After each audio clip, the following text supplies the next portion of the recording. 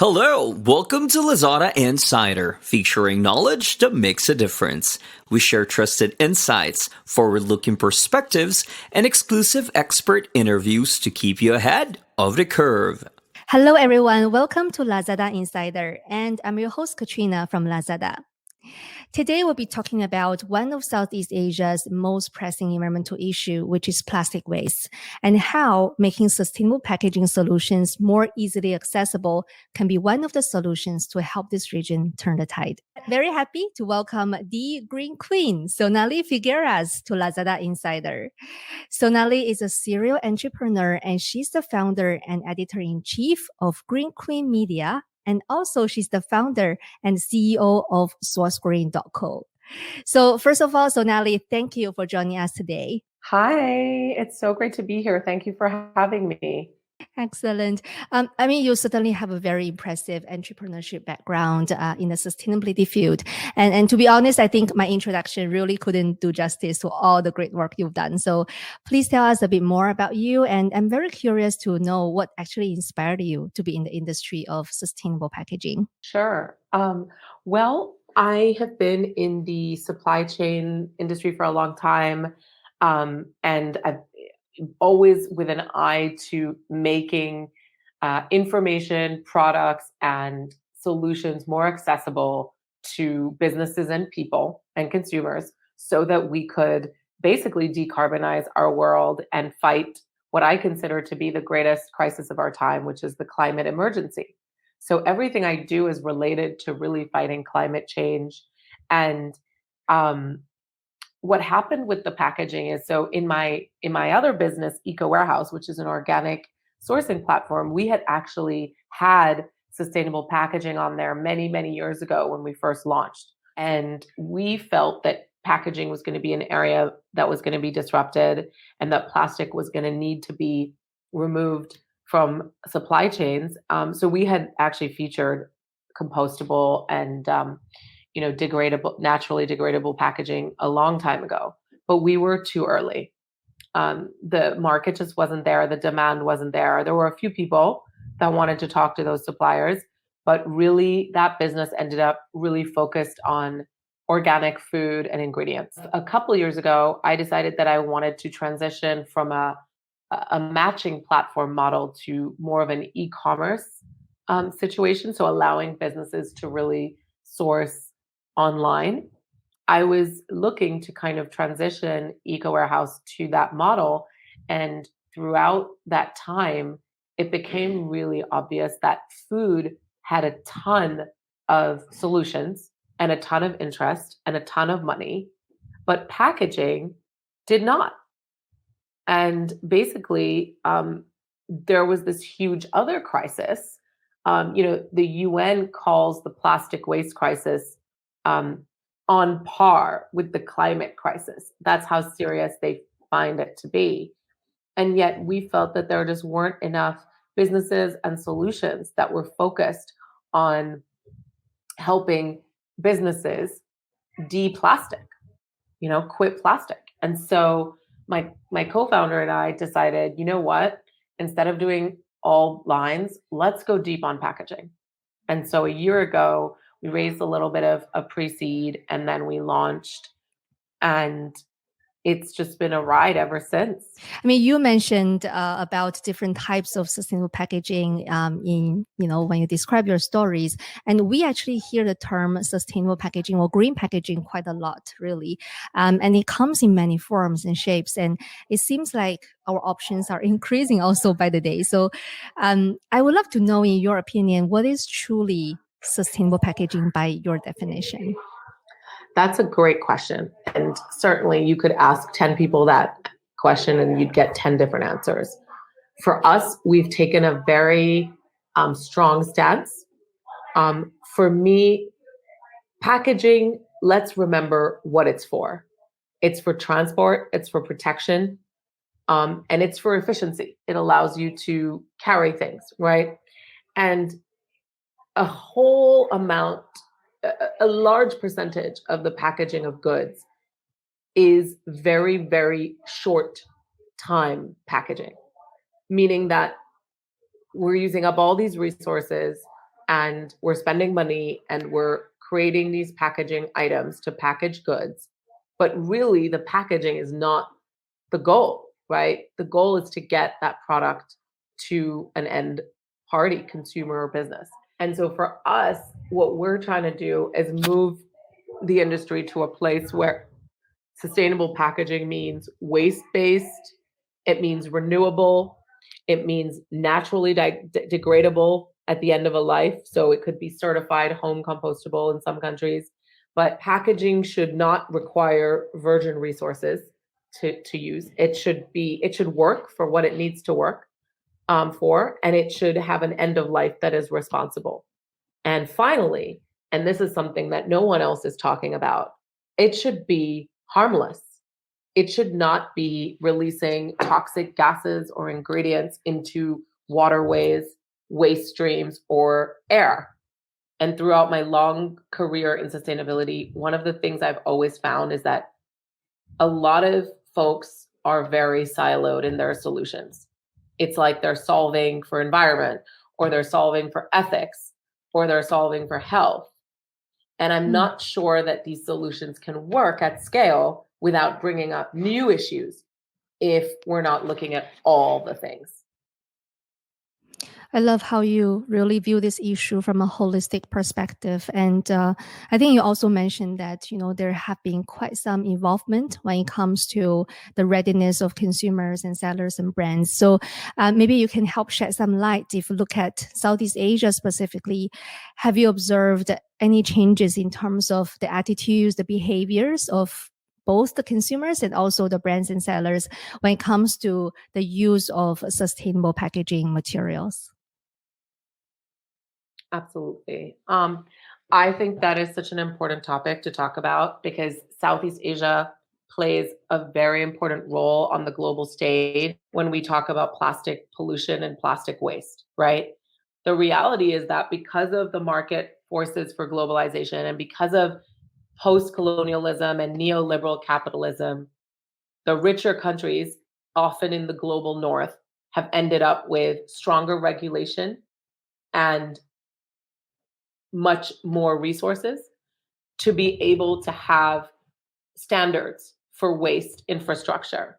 Whereas in Asia and Africa and Latin America, those standards and regulations they're either lacking or they're poor or they're poorly enforced because of the stage of development that that country's economy is in, right? But a lot of times, a lot of the waste, when examined, is from corporations that are owned in the global north and in the West. And so at the end of the day, if you subscribe to an idea of end producer responsibility, which we shorthand in the industry as EPR, and the idea that if I make a product, I'm responsible for where it ends up and who it harms, right? Including the environment and marine animals and waterways, right? Then you look at things completely differently. But from a consumer point of view, young Southeast Asian consumers are 100% aware of the climate crisis and the plastic crisis, and they are fighting back in their own way. One of my favorite startups is this Indonesian startup called Cyclus, where they ride around on a van and they bring you household products like cleaning products and shampoos and conditioners in reusable kind of refillable packs, and you can just refill all your products without having to use new packaging. And that's happening in Indonesia, where you might argue, oh well, the GDP per capita wouldn't make you think that a zero waste kind of refillable business model would be popular, but it is. I think for me, Gen Z is such an interesting study because unlike previous generations, Gen Z is very uniform in its values, no matter which country you're in the sense of, wanting lives to have meaning, careers with purpose, calling out lies and greenwashing, being extremely affected and motivated by the climate crisis. We often see they participate greatly in the sharing economy. They like to own less than previous generations. They tend to have an attitude towards eating that is more flexitarian, more kind of, hey, how can I, eat better for the planet? So that's what I see. Thank you for highlighting, the higher awareness among especially the Gen Z consumers, and they came up with innovations and solutions to try to solve the problem. And I guess SourceGreen.co, the platform that you launched in 2021, is also one of the ways, probably in bigger scale, definitely, to solve this problem. And as of today, it is one of the leading sustainable packaging marketplace. So maybe you can tell us more about it, and what are your main objectives for starting the company? Sure. We launched last year with the thesis that if we created a self-serve online marketplace where a brand could go on and just connect with a supplier and basically get a quote and buy what they needed, that would be the best way to kind of accelerate change. But what we found is that buyers ended up always coming back to us and wanted more input. They were confused about certifications, about materials. They didn't always understand what they needed. They didn't always know what was available on the market in terms of plastic free. There is very little global regulation in packaging. And we also felt as we kept going that there was just rampant greenwashing, just all the time. And then the other thing we really felt was people really didn't understand the health cost. One of my pet peeves, as Green Queen and as working in this industry and in many different areas of the industry for so long, is we don't do the right math. We don't have the right data, and we're not looking at the right information. So we're making decisions that are limited in scope because we're essentially driving blind a lot of the time. And so we decided to create the world's first packaging impact calculator. And our whole thesis is that we go way beyond carbon emissions. Because right now it's really popular to start doing carbon labeling, and there's so many players in this space now that are creating, some version of a carbon calculator. And that's great. Carbon is a hugely important metric. But in packaging, it really doesn't tell the whole story. It does not tell the story of the pollution that the packaging causes, the waste that the packaging causes, the links to infertility or other health issues, the microplastic residue, and we really wanted to help people visualize that if they choose plastic or recycled plastic, that in 90% of cases or in 85% of cases, that plastic will end up non-recycled.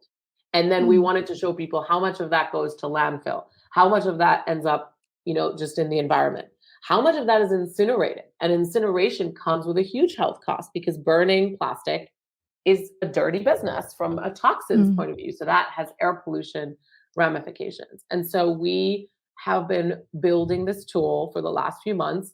It's very early, right? But if I'm honest with you, this is what I want to do with the rest of my life, is do better math for the climate. And if we get this right, we could potentially use it for materials and textiles. We could do this much more broadly, but no one is pricing in the health cost and the waste cost. And those are externalities that have a huge effect on the bottom line. And if we were to price them in, I don't think the plastic would be the cheapest option. You have so many packagings listed on your website, and you were mentioning this new innovation that you came up with, an impact calculator. But how are you able to actually calculate the impact for all these different selections of packaging materials that are listed on your site?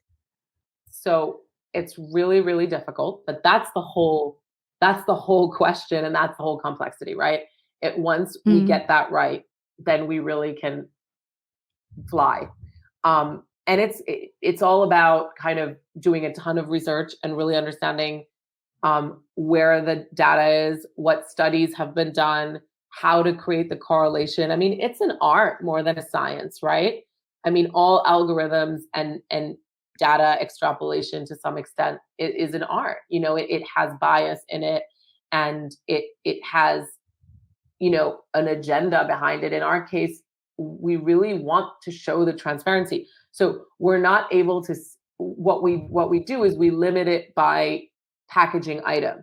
So, for example, a garment bag or a pouch. So we've picked the most popular plastic packaging items that we can find, and we've focused on those. And then the idea is, as we grow and get more resources, we can then do every packaging. I really admire your passion and your approach when it comes to this. My next question is my personal favorite, and I'm just wondering, for you as a sustainability expert, what has been your favorite innovation in sustainable packaging in 2022? That's a tough question, but I think what I find the most exciting are companies that are using waste and creating 100% bio-based solutions that are, great because they use up waste, and great because they're 100% bio-based, so they easily degrade, right? So people that are using kind of crustacean shell waste to create alternatives to polystyrene, EPS foam. Similarly, you can use mycelium and hemp waste to create packaging also that is completely degradable and bio-based. There's a lot going on in algae when it comes to films. Nothing is fully scalable yet, but there are some really fun, interesting players there in terms of creating coatings that are plastic free, or films that can be used for food preparation that are plastic free. I think there's also design. So there's companies that are creating new types of coffee cups that don't require lids, for example, like the Good Cup is this new cup that's doing that. So I think what's really interesting is that you can innovate and you can create solutions from different angles. Thanks for sharing that.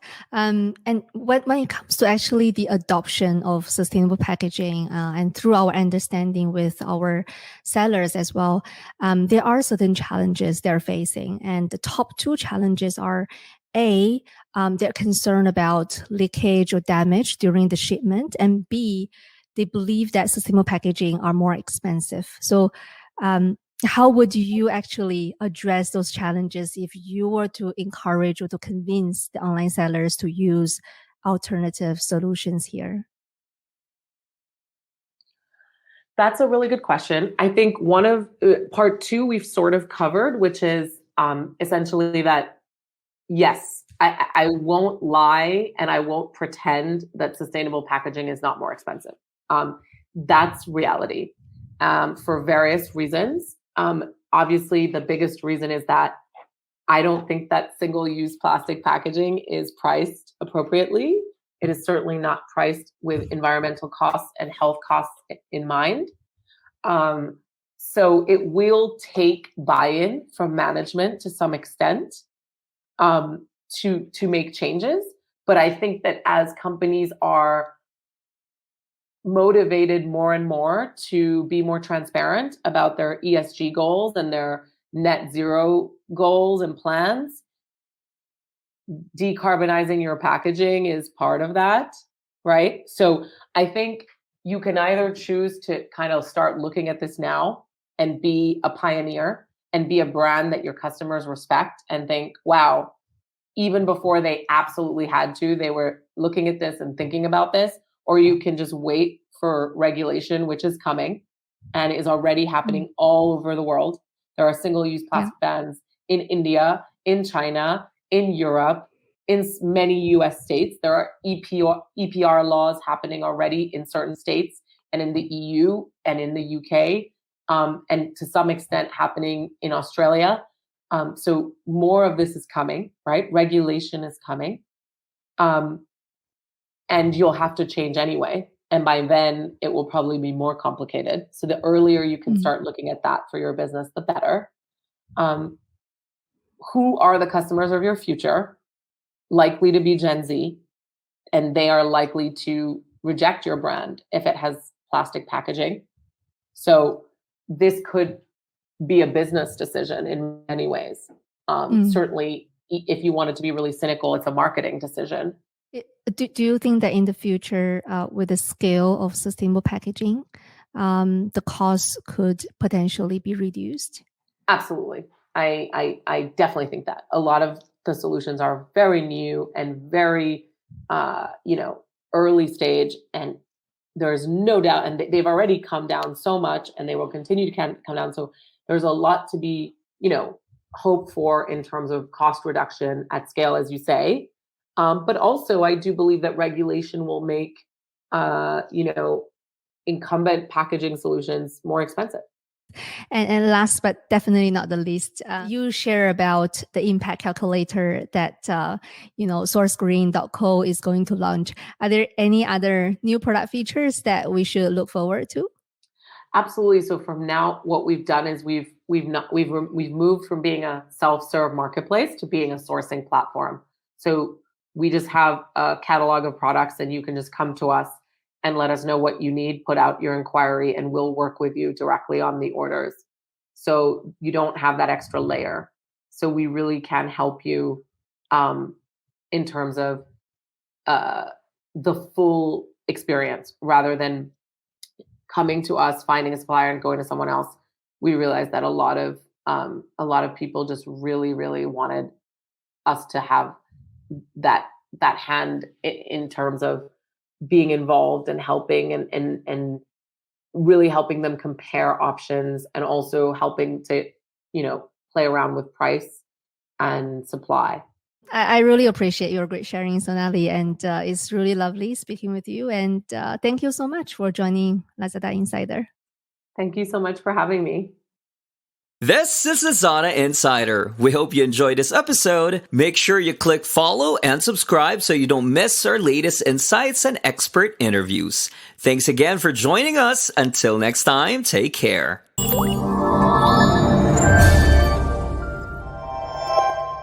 Lazada.